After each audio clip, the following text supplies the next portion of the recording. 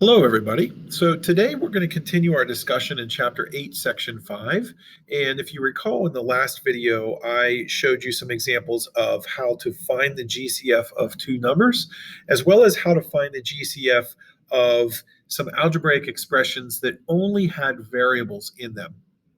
So what today's video is going to cover is how to find the GCF of algebraic expressions that have both numbers and variables in them, and then how to figure out what that is. So looking at number 6, you can see we have a 20x to the second, and then we have a negative 30x. And so this is kind of a two-stage process. The first thing we need to do is find the GCF of the actual coefficients, the 20 and the 30 in this case. Then we'll find the GCF of the variables, in this case, x squared and x. So let's start with 20. So if we have the number 20, we can go through the factors of 20, 1 and 20, 2 and 10, 4 and 5. So there are all of the factors of 20. All of the factors of 30, 1 and 30, 2 and 15, 3 and 10, and then 5 and 6.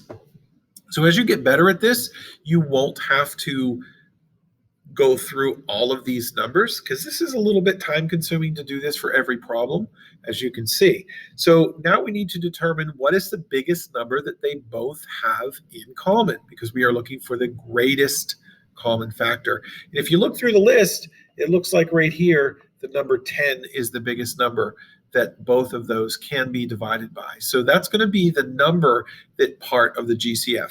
Next, we have to determine the variable part of the GCF. So in the first expression, we have an x squared, and in the second one, we have an x. Now remember, x squared really means x times x, and the other one, we just still only have one x. So remember, when you find the variable GCF, you need to take the most amount that both of the expressions have. So the most amount of x's in this case that they both have. Well, they both each have one x. So that is going to be what the GCF is for the variable part. So you can see now they each have one x, and they each are divisible by 10. So the GCF for this is then 10x. So moving on to the next one, let's look at that. We have a 10 right here, and we have a 5 right here. So both of those numbers are multiples of 5, which is helpful. So what's the biggest number that will divide into both of those? I'm not going to list the GCFs like I did in the last problem. I think we should be able to figure this one out. And looking at 10 and 5, they are both divisible by 5. So therefore, the GCF of the numeric part is 5. Now we're going to look at the variables. Now in this first expression, we have an r to the third power, which means there are 3 r's sitting there, r times r times r. This one, however, does not have any variables whatsoever. So because the second one doesn't have any variables, there will be no variables included in the GCF for both of these expressions, this 10r to the third and then the 5. So the 5 is actually the GCF here. There is no variable because the second part does not have any variables.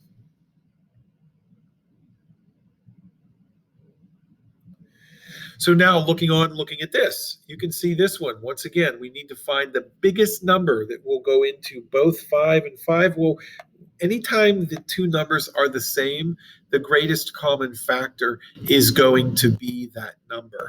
So in this case, when we write the GCF, we will start with the number, which is 5, and then we need to pull the most amount of y's each of these has. This one has y times y. This one has y times y times y times y. Again, it's the most amount of y's, but it's the most that they both have. They both have at least 2 y's. This actually has 4, but we're going to use 2 of them. This one does have 2 as well. So remember, y times y is y squared. So the GCF ends up being 5y squared.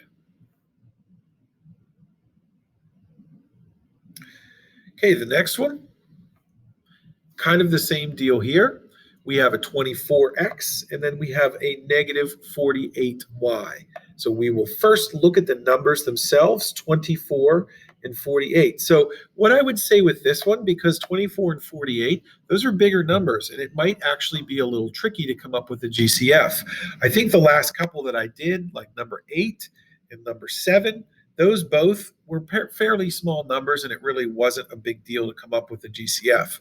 But here, these numbers are bigger. So we can go back to what I showed you before about listing the GCFs by listing the numbers underneath. So we'll start with 24.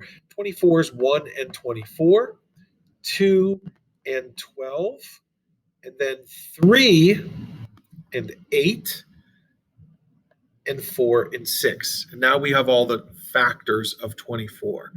So we're writing them as pairs.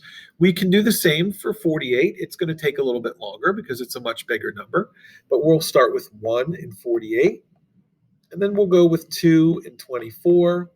Then we can do 3 and 16, 4 and 12.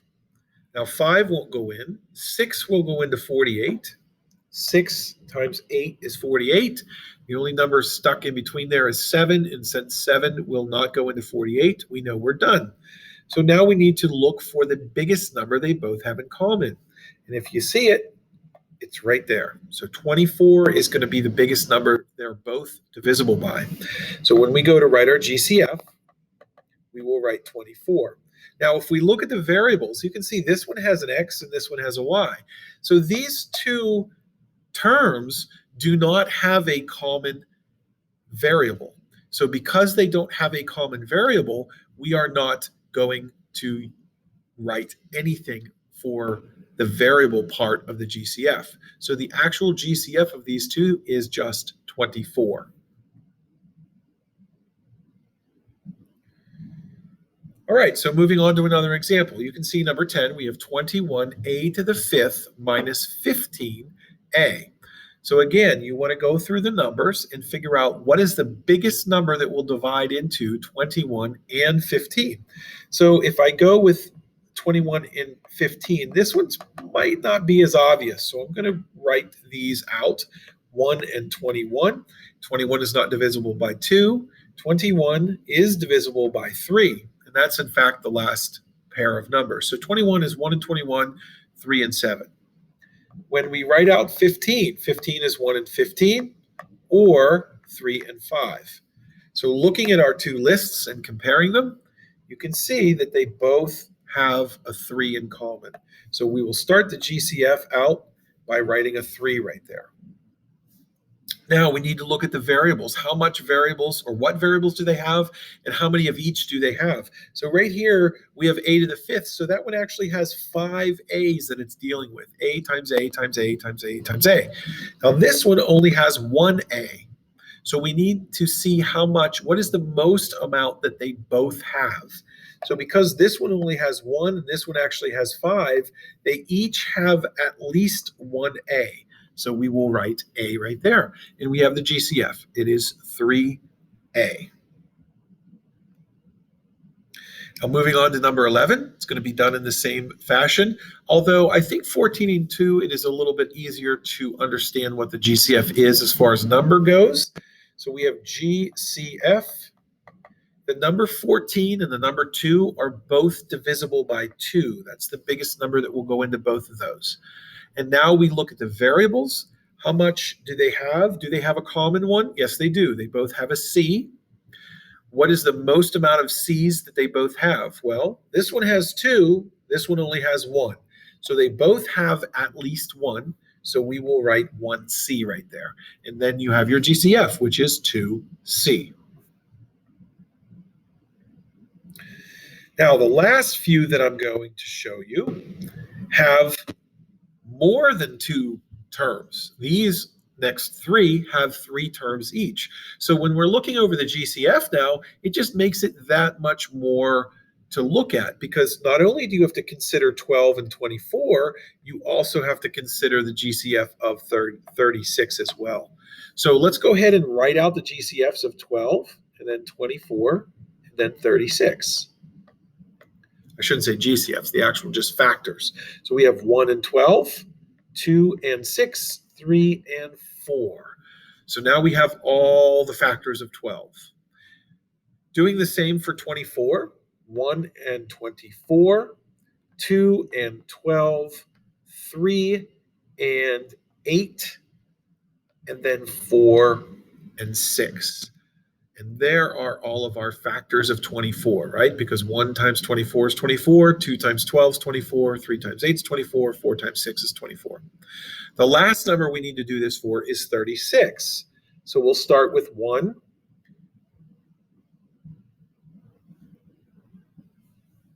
and 36.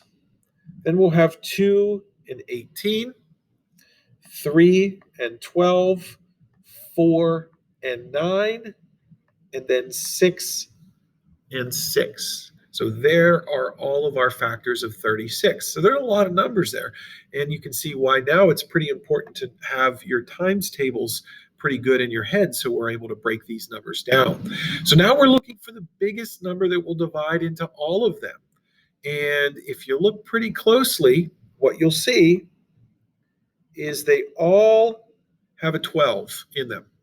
So 12 is going to be the numeric part of the GCF. It's going to be 12. Now we need to look and determine what is the most amount of each variable that this has. So if you look at the x's, this one has 1, this one also has 1x, and this one has 2. So what do they all have? Well, they all have at least 1x. So we will then write 1x right there because they all have at least 1. Now the next variable is the y. Let's look at this one. This one has 1y, this one has 2 y's, this one has 4 y's.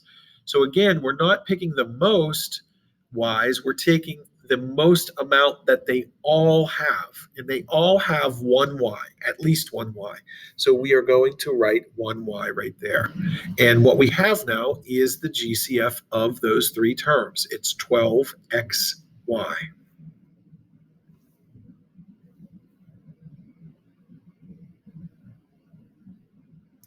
Okay, number 13 is going to be done just like the last ones. We have three numbers, 55, 11, and 44. Now, I will show you a little bit of a trick here. What you should always do is look at the smallest number that you have. In this case, it's 11. And if 11 will go into the other two numbers, you know that 11 will be the GCF, because 11 is the biggest number that will go into 11. Now, I am going to list them like I showed you, but just again, this is kind of a trick. If you see the smallest number that you have, and if it will divide into the other two, you know this is going to be your GCF. Okay, but let's show you. So if we start with 55, 55 is 1 and 55. 2 will not go in, 3 will not go in, 4 will not go in, 5 will go in. 5 is multiplied by 11 to give me 55. And that's actually the last set of numbers that will go in there. So we have 1, 55, 5, and 11. Then we have 11, which 11 is only divisible by 1 and 11. There's only that. Okay, and then we have 44. 44 is divisible by a little bit more. We have 1 and 44. We have 2 and 22. And then we would also have 4 and 11. So looking over those lists, what is the biggest number that they have in common? Because we are looking for the greatest common factor. You can see they're all divisible by 11. And this is what I said. If you look at the smallest number and it will divide into the other two, or however many other numbers there are, then that's going to be your GCF. So as I write this GCF, I write 11 right there. Okay. Then we proceed to look at each of the variables. If there are multiple variables, we look at those and we find the greatest amount that each one has. In this case, this has 2 p's there. This one has 4, and this one has 5. So the smallest amount that's there, but they all have at least 2. And so that's what we put right here, p to the second power. So we have GCF is 11p to the second power. Okay, so the last one I'm going to show you is pretty similar to the previous two. It does have 3 terms. We do need to determine what the GCF is. And that little trick that I showed you before, I'm going to use that this time. So if you look at, we have a 4 and we have a 12 and we have a 16. Will 4 divide into 12? Yes, it will. Will 4 divide into 16? Yes, it will. So what that tells us is that 4 is the numeric part of the GCF. Since that 4 will divide into the other two, 4 is the GCF. And again, you could write out your list if you wanted to, and it's absolutely fine. And you'll get the same answer here as what I just showed you. So it's just a little bit of a shortcut to help you go through these a little faster. Now, looking at the variable side of these, you can see this has 1t, this has 2, this has 3. So we have to take the most amount that each term has. So each term has at least 1t. So we will write 1t right there. And then we have our GCF, which is 4t. So that's what I have for you today. I hope that made sense. And as always, if you have any questions, feel free to email me. Have a great day.